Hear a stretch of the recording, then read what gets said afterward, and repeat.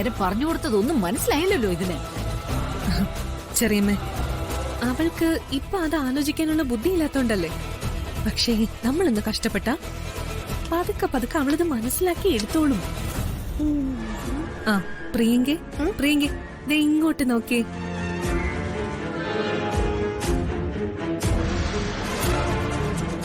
നിങ്ങൾ എന്തെടുക്കുക ഇവിടെ?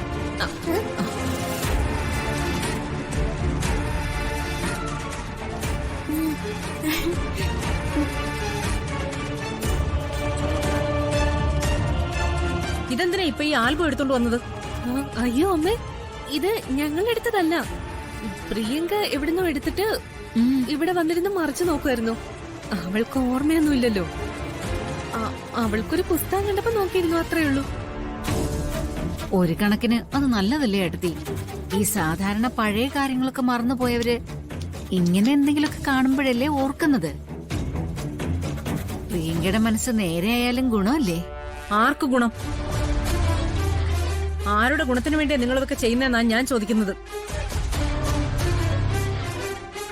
അല്ലേ ഏട്ടത്തി, കുടുംബകാര്യങ്ങൾ നിങ്ങൾ രണ്ടുപേരും ചെയ്തുകൊണ്ടിരിക്കുന്നത് ഈ കുടുംബത്തിന് ദോഷം വരുന്ന കാര്യങ്ങളാ.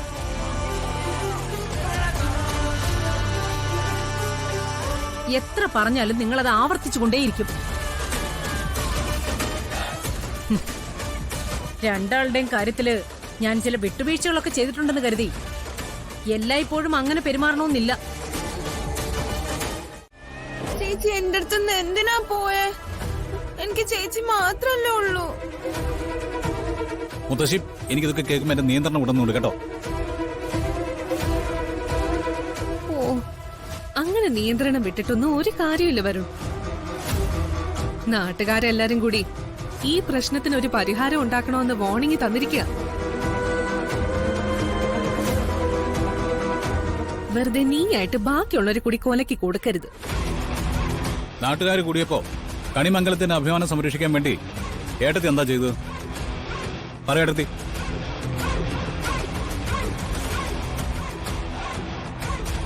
അച്ഛനും അമ്മയും മുത്തശ്ശിയൊക്കെ തലകുനിച്ച് നിൽക്കുമ്പോ ഏട്ടത്തി അത് എങ്ങനെ നേരിട്ടെന്നാ ഞാൻ ചോദിക്കുന്നത്. എനിക്ക് എന്ത് ചെയ്യാൻ പറ്റും? രണ്ട് ഭാര്യമാരെ അപ്പുറവും ഇപ്പുറവും നിർത്തിക്കൊണ്ട് നടക്കുന്നത് നീയല്ലേ? അപ്പോ നീ തന്നെ സമാധാനം പറ. മോനെ, എന്റെ രാധികെ, ആ കൊച്ചിന് എന്തെങ്കിലും ഒന്ന് എടുത്തു കൊടുക്ക്. അത് ചോക്ലേറ്റ് ചോദിക്കാൻ തുടങ്ങിയിട്ട് നേരെ എത്രേ? ഞാൻ ചോക്ലേറ്റ് ഒന്നും വാങ്ങിച്ചിട്ടില്ല അടുത്തി. ആ, അതെങ്ങനെയാ? കൂടെപ്പിറപ്പിനെ കുറിച്ചൊരു ചിന്തയില്ലല്ലോ. അതിന്റെ സന്തോഷത്തിന് എന്താന്ന് വെച്ചാ എടുത്ത് കൊടുക്കപ്പോ. ചോക്ലേറ്റ് തരൂട്ടോ. Orange orange.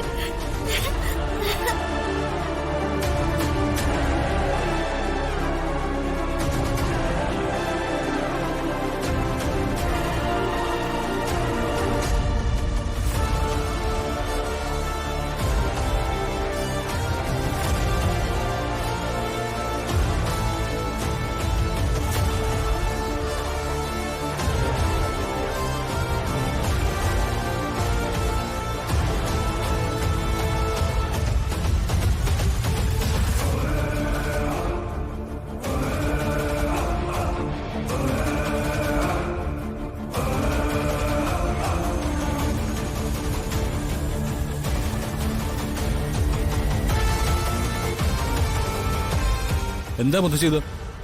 ഞങ്ങൾ ഇവിടെ നിന്ന് ഇറങ്ങിയപ്പോഴേക്കും കണിമംഗലത്തെ തീരുമാനത്തിലൊക്കെ മാറ്റം വന്നോ?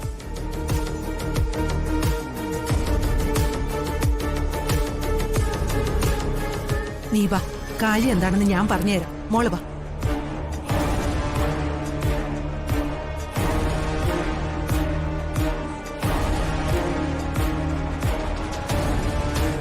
ബെഞ്ചമിൻ,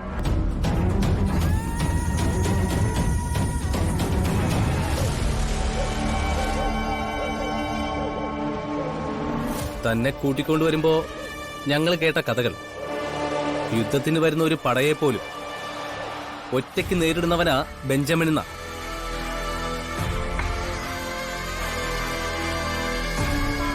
ഓർമ്മയുണ്ടോ നിങ്ങൾക്ക്? രാധിക എന്നൊരു നാട്ടിൻപുറത്തുകാരി പെണ്ണിനെ പേടിച്ചാണോ അച്ഛനും മോനും കൂടി ഓടി ഒളിക്കുന്നതെന്ന് ചോദിച്ചാ ഞങ്ങളെ ബെഞ്ചമിൻ പരിഹസിച്ചത്.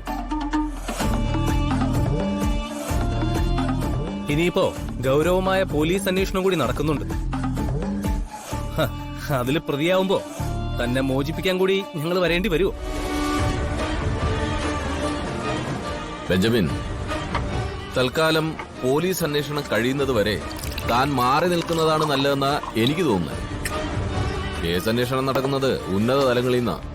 ഒരു വിട്ടുവീഴ്ചയും അവരുടെ ഭാഗത്തുനിന്ന് പ്രതീക്ഷിക്കേണ്ടതില്ല. അന്വേഷണം അതിന്റെ വഴിക്ക് നടക്കും സാറേ. ദേ, ഈ ഗൗതമിന്റെ പരിഹാസങ്ങൾക്ക് തൽക്കാലം ഞാൻ മറുപടി പറയുന്നില്ല. ഞാനത് പറയും. എന്റെ കമ്മിറ്റ്മെന്റ് പൂർത്തിയാക്കുന്ന ദിവസം ഞാനത് പറയും. എന്നെ ദൗത്യം ഏൽപ്പിച്ചവരുടെ മുന്നില് എനിക്ക് ഇന്ന് വരെ തലകുനിച്ച് നിൽക്കേണ്ടി വന്നിട്ടില്ല. ഏറ്റെടുത്ത കാര്യം പറയുന്ന സമയത്തിന് ഉള്ളിൽ ചെയ്യുന്നത് തന്നെയാണ് ഈ ബെഞ്ചമിന്റെ ശീലം. രാധികയെ കുറിച്ച് പൊതുവെ മുത്തശ്ശിയും വല്യമ്മയൊക്കെ പറയുന്നൊരു കാര്യമുണ്ട്. ദൈവത്തിന്റെ അനുഗ്രഹമുള്ള കുട്ടിയാണ് അവളെന്ന്. അവളെ ഇല്ലാതാക്കാൻ നോക്കുന്നവര് സ്വയം ഇല്ലാതാവും. അല്ല, കുറച്ചുനാള് കഴിയുമ്പോ ബെഞ്ചമിന്റെ കാര്യത്തില് ആ കഥ ഞങ്ങൾക്ക് വിശ്വസിക്കേണ്ടി വരുമോ? കൊല്ലാൻ നടന്നിട്ട് തീർന്നു പോവോ താൻ? എന്നെ കുറിച്ച് ആളുകൾ പറയുന്ന വാഴ്ത്തിപ്പാടലുകളൊന്നും ഞാൻ അവരെ കൊണ്ട് നിർബന്ധിച്ച് പറയിക്കുന്നതല്ല.